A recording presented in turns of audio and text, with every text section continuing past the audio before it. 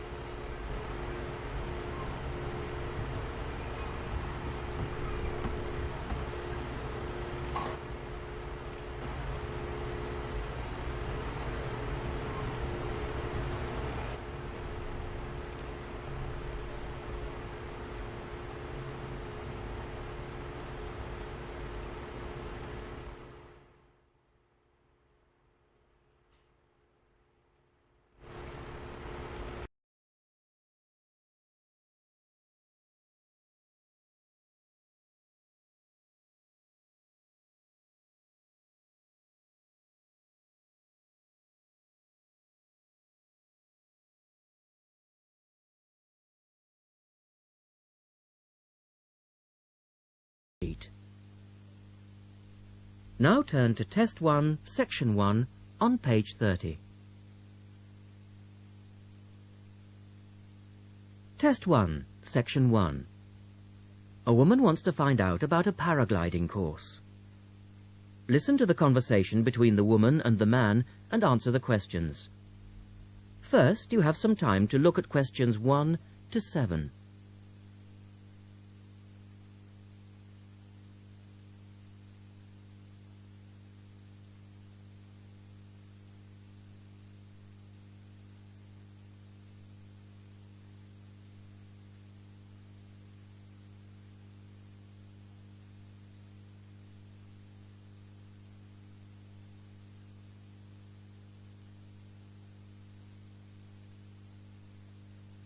You will see that there is an example which has been done for you. On this occasion only, the conversation relating to this will be played twice.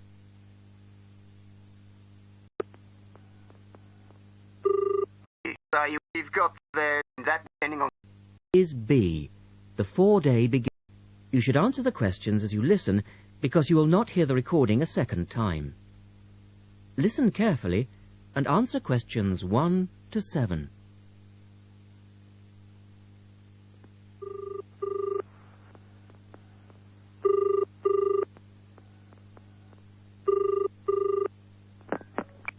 Hello, Paragliders Paradise. How can I help you?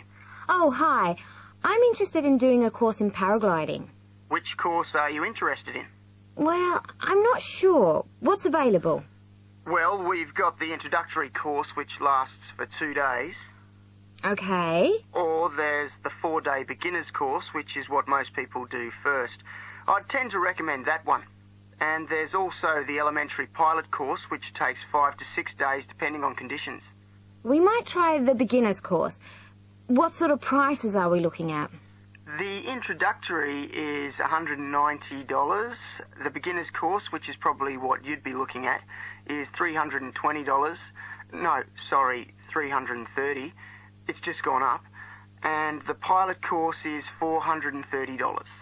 Right. And you also have to become a member of our club so that you're insured. That'll cost you $12 a day. Everyone has to take out insurance, you see. Does that cover me if I break a leg? No, I'm afraid not. It's only third party and covers you against damage to other people or their belongings, but not theft or injury. You would need to take out your own personal accident insurance. I see. And what's the best way to get to your place? By public transport, or could we come by bike? We're pretty keen cyclists. It's difficult by public transport, though there is a bus from Newcastle. Most people get here by car, though, because we're a little off the beaten track. But you could ride here, okay? I'll send you a map. Just let me take down a few details. What's your name? Maria Gentle. And your address, Maria? Well, I'm a student staying with a family in Newcastle. So it's care of... Care of Mr. and Mrs. McDonald. Like the hamburgers? Yes, exactly. McDonald. The post office box address is probably best. It's P.O. Box 676, Newcastle. Is there a fax number there? Because I could fax you the information. Yes, actually there is. It's 0249, that's for Newcastle, and then 775431.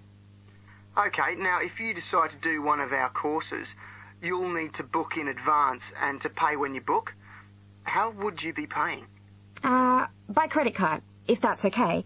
Do you take Visa? Yes, fine. We take all major cards, including Visa. Okay then. Thanks very much. The girl is telling her friend about the course. Look at questions 8 to 10.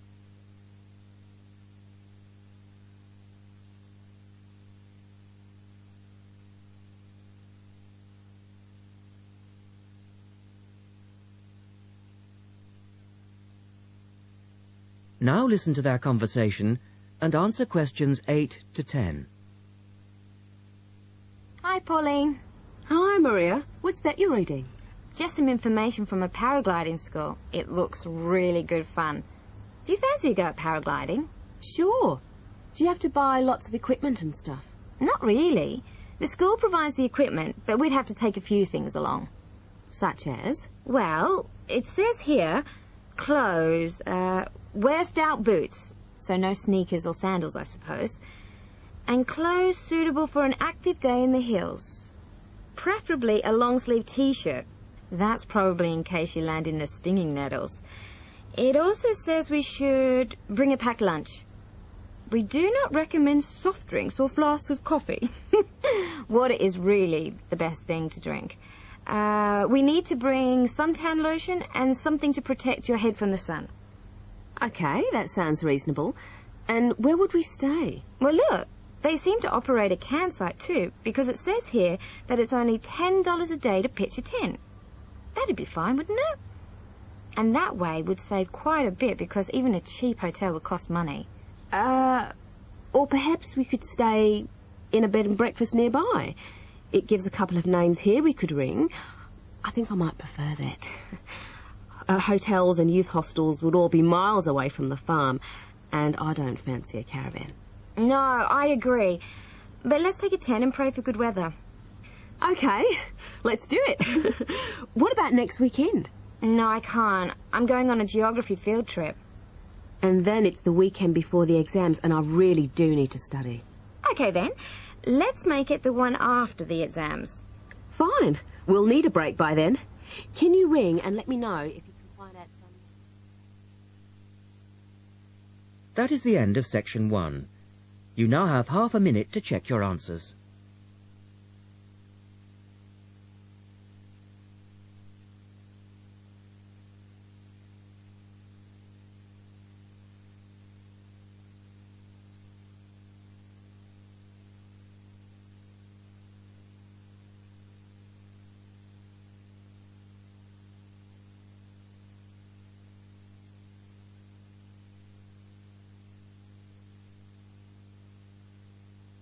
Now turn to section 2 on page 32.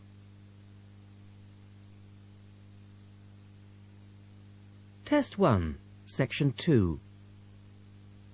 You will hear a reporter talking on the radio about old racing cars. First, look at questions 11 to 16.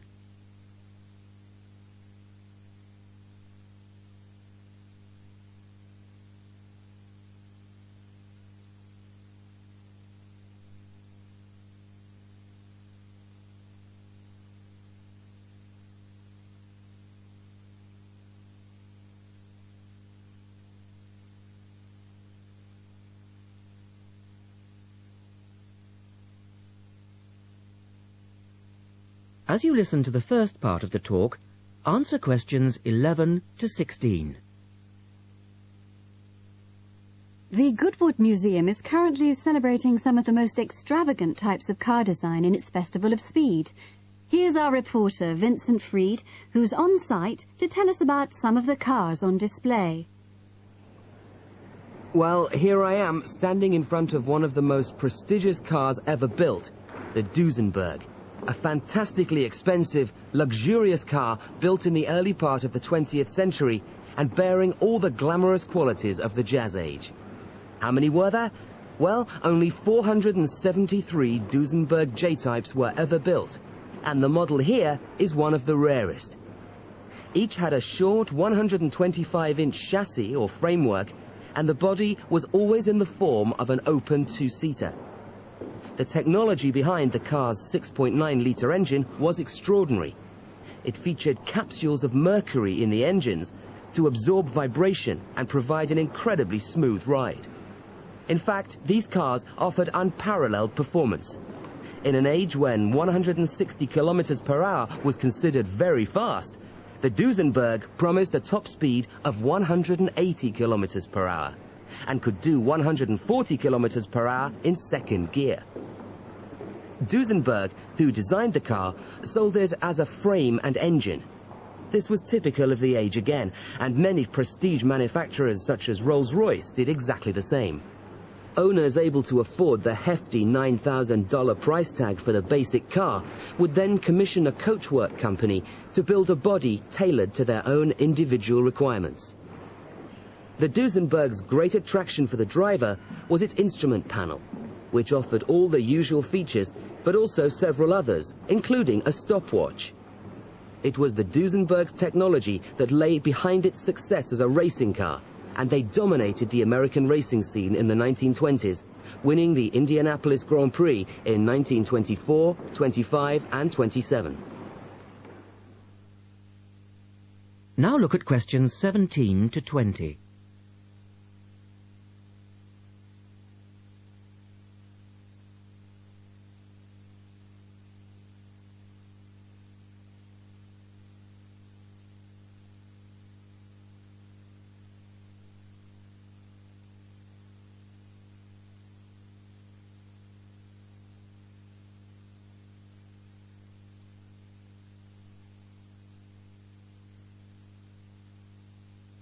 As the talk continues, answer questions 17 to 20. On to another celebrity, the 1922 Leia Helica. Only 30 of these French propeller cars were built, and the model here at Goodwood, which was the fourth to be made, is thought to be the only surviving example still capable of running. The brains behind this car was Marcel Leia, who was an aviation pioneer first and foremost, and the influence of flying is quite apparent in the car. The Leia very strongly resembles a light aircraft with its front propeller, but in this case, it's minus any wings, of course. It's quite odd to think that this car was whirring through France just as the Duesenberg was blasting down roads at 160 kilometers per hour across the Atlantic. The Leias were used regularly in France in the 1920s and were even produced in saloon and van form, as well as two-seater. The Leia matched its propeller drive with its equally bizarre steering, which used the rear rather than the front wheels. But despite looking rather frail, it was a tough machine. In fact, when troops tried to steal it during the Second World War, the car's baffling design was clearly beyond the would-be thieves, and it ended up being driven into a tree, breaking the propeller. And now for the Firebird. This extraordinary car was first... That is the end of section 2. You now have half a minute to check your answers.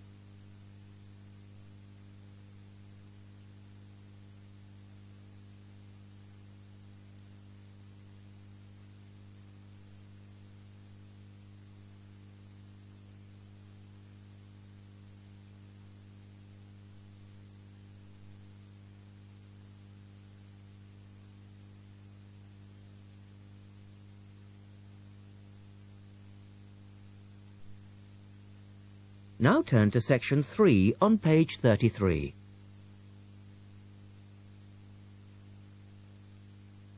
Test 1, section 3. In this section, you will hear a discussion between two students, Rosie and Mike, and a university tutor. In the first part of the discussion, they're talking about a survey they have conducted on local entertainment. First, look at questions 21 to 26.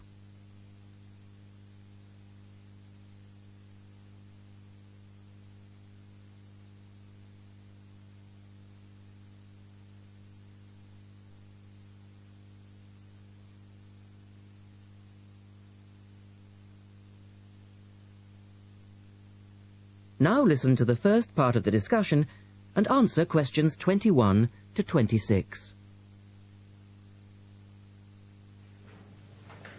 Good morning, everyone. Well, I think we can start straight away by getting Rosie and Mike to do their presentation. Would you like to start, Rosie? Yes. Well, we've done a survey on local entertainment. Basically, we tried to find out how students feel about the entertainment in the town and how much they use it. Yes, so we've called our project Out and About. Yes, that's a good title. Out and About. We wanted to find out how well students use the entertainment facilities in town, whether they get to see the latest plays, films, that kind of thing. Now, we have our own facilities on campus, of course. Oh, yes. We deliberately omitted those as we really wanted to examine outside entertainment in the town as opposed to on the university campus. Actually, there were a lot of areas to choose from, but in the end, we limited ourselves to looking at 3 general categories: cinema, theatre and music. Right. OK, well, first of all, cinema.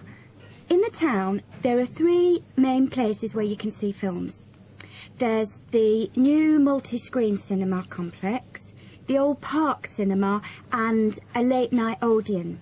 So, if you look at this chart, in terms of audience size, the multi-screen complex accounts for 75% of all cinema seats. The park cinema accounts for 20% of seats, and the late-night Odeon has just 5% of seats. As you probably know, the complex and the park show all the latest films, while the late-night cinema tends to show cult films. So, when we interviewed the students, we thought the complex would be the most popular choice of cinema. But surprisingly, it was the late-night Odeon. Yeah, and most students said that if they wanted to see a new film, they waited for it to show at the park, because the complex is more expensive and further out of town, so you have to pay more to get there as well. Yes, and that adds to the cost, of course, and detracts from the popularity, evidently. Well, next, we looked at theatres. The results here were interesting because, as you know, there's a theatre on campus, which is popular, but there's also the Stage Theatre in town, which is very old and architecturally quite beautiful. And there's the large modern theatre, the Ashtop, that has recently been built. So you just looked at the 2 theatres in town? Yes, but the thing about the theatres is that there's a whole variety of seat prices. Also, the types of performance vary, so students tend to buy seats at both and like using both for different reasons. And if they want cheap seats at the Ashtop, they can just sit further from the front. What we did find that was very interesting is that there are periods during the year when students seem to go to the theatre and periods when they go to the cinema. And we really think that's to do with budget. If you look at this graph, you can see that there's a peak around November, December when they go to the theatre more, and then a period in April, May when neither is particularly popular, And then theatre viewing seems to trail off virtually, while the cinema becomes quite popular in June, July. I think you're probably right about your conclusions. In the second part of the discussion, Rosie and Mike talk about different music clubs. Look at questions 27 to 30 first.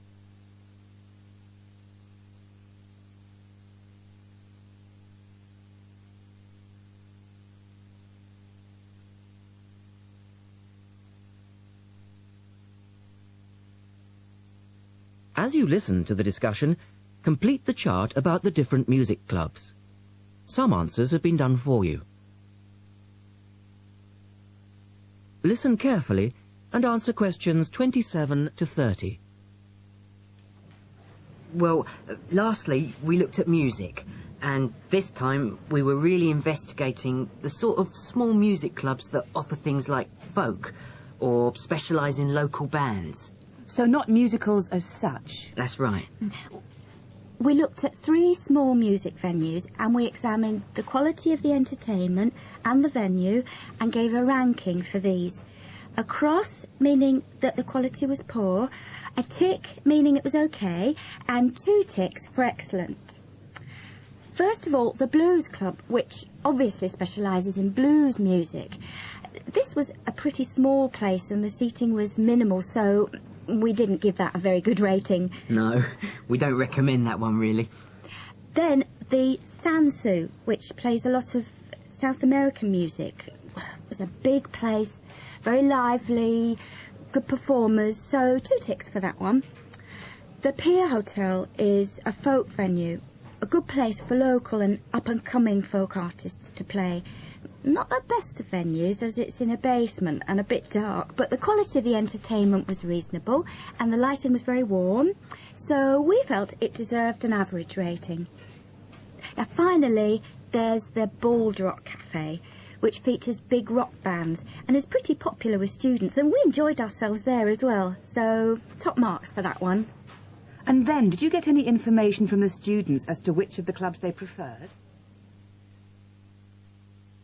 That is the end of section 3. You now have half a minute to check your answers.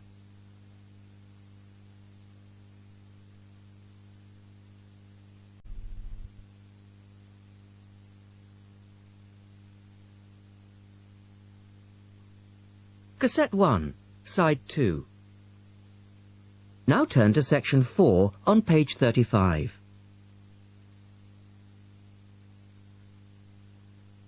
Test 1, section 4. You will hear a lecturer talking about dust storms. First, you have some time to look at questions 31 to 36.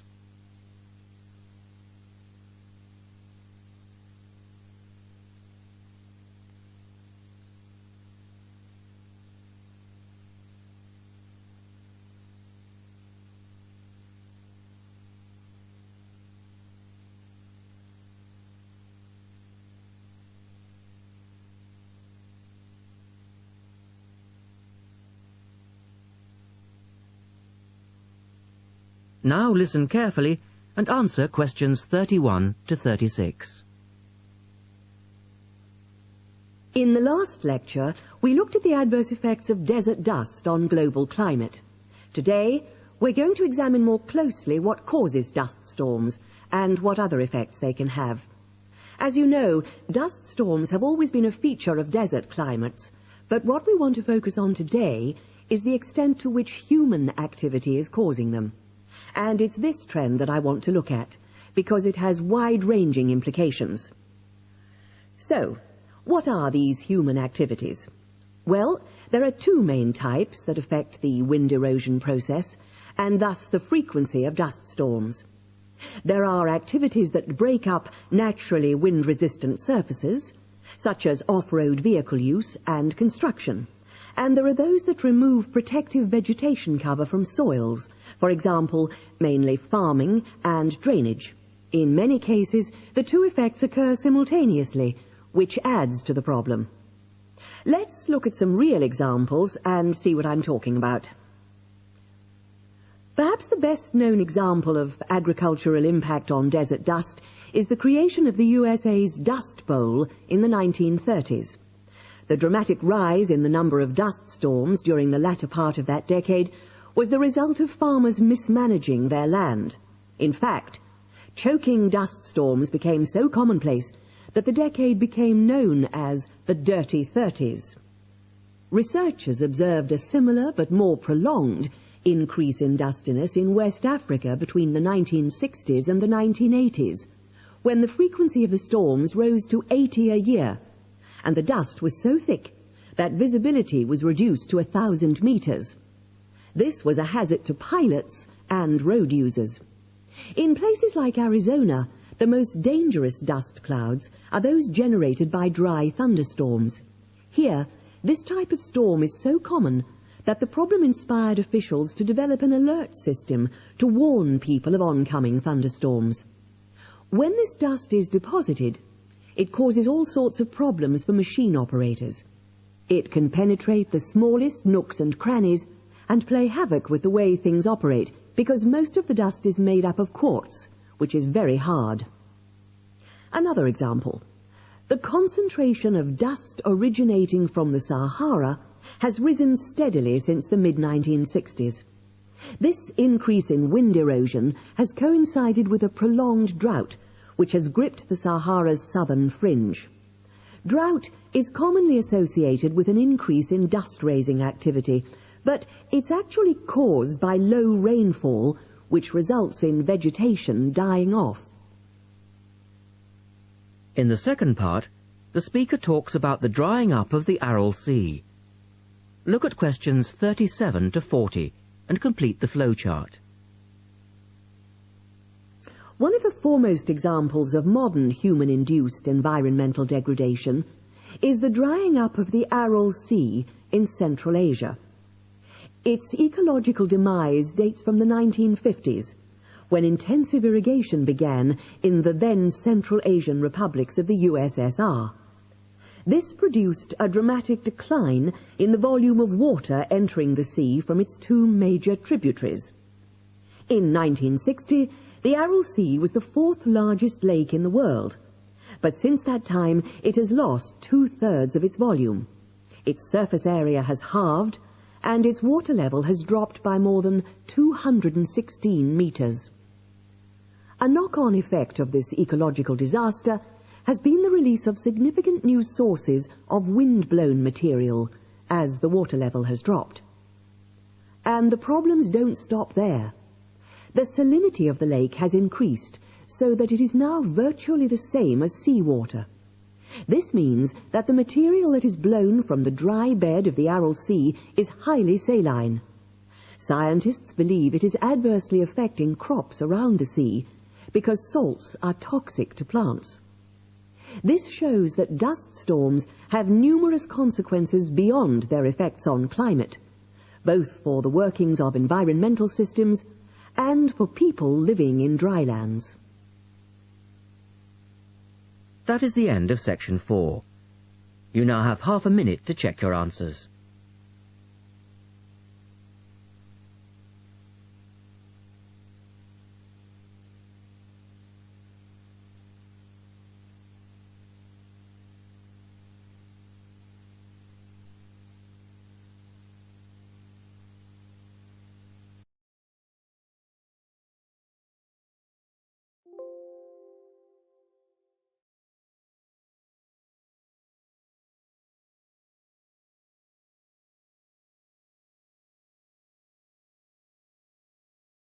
Erosion.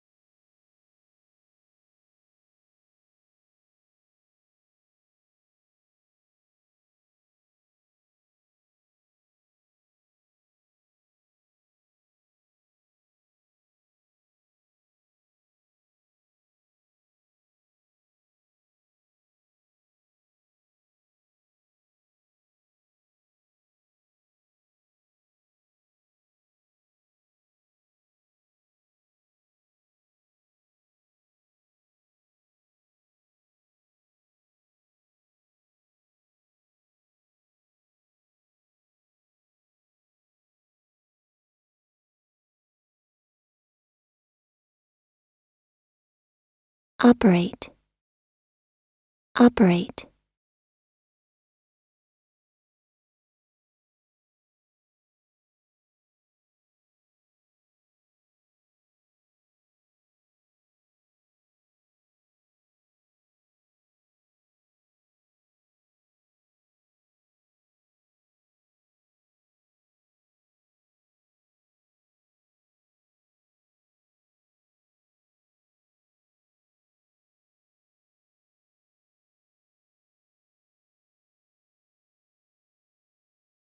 Irrigation.